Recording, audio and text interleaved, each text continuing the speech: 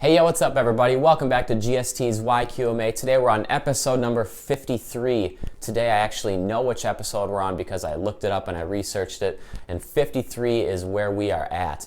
Now, today's question comes to me from a person with one of the coolest names that I've ever heard. I love her name. It's Raima Cash, and Raima Cash wants to know about increasing macronutrients from cutting to bulking. And she was told, or so it sounds like she was told, that she should only focus on increasing her carbs when making that transition through her reverse diet. Now, this is a big mistake.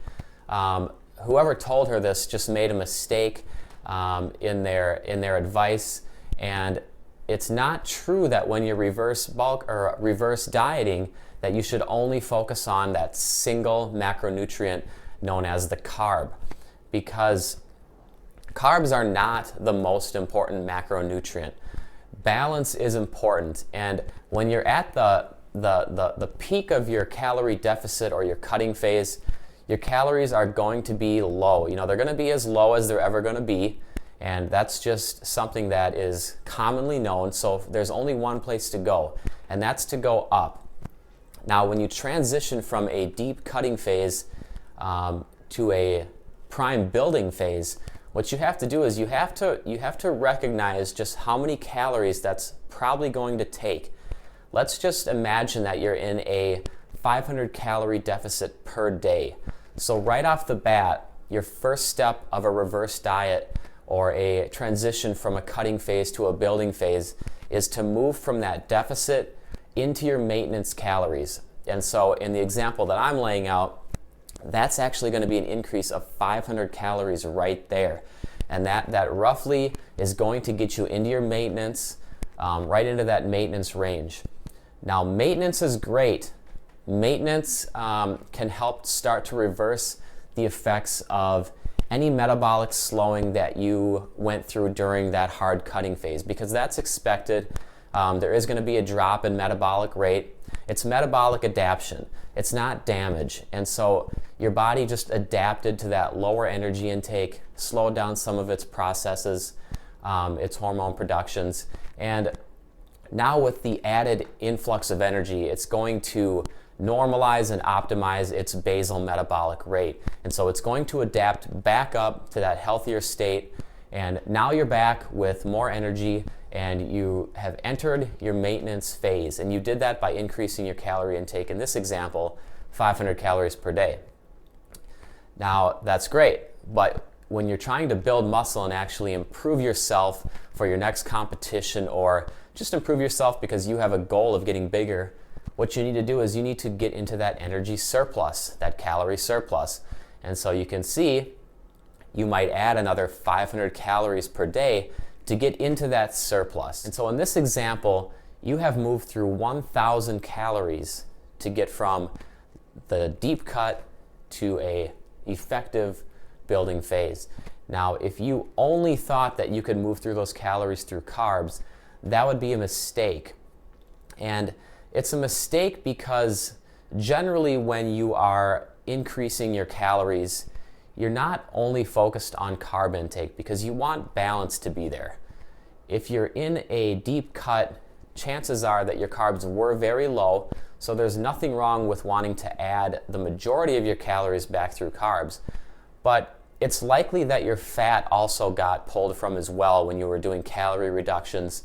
And also, some people just base their carb or their fat intake off of a percentage of their total calorie intake.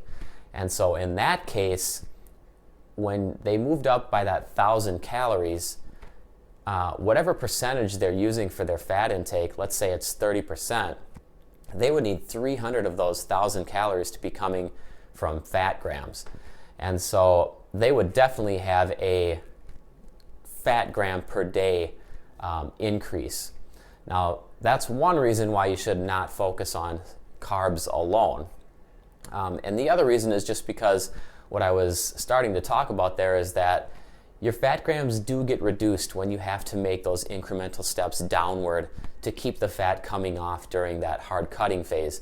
And so you want to get that back up to a healthier rate. And also, you want to get it up to a rate that you actually like, because when it comes down to it, there is no real magic number.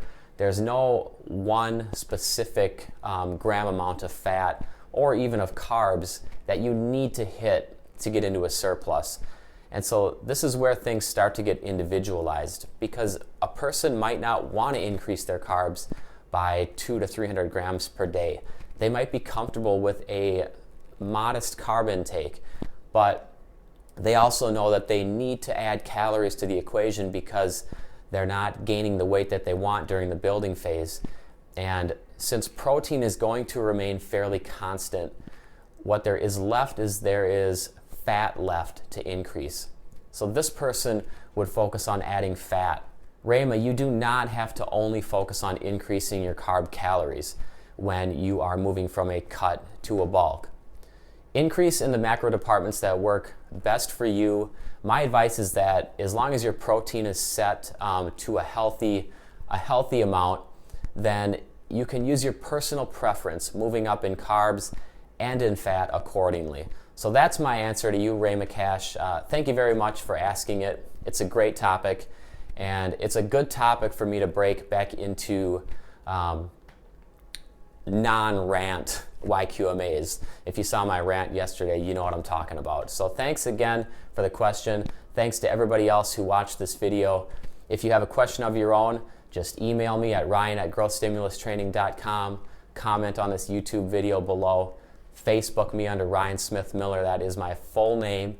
And otherwise, thank you for watching, and please subscribe. I appreciate the views.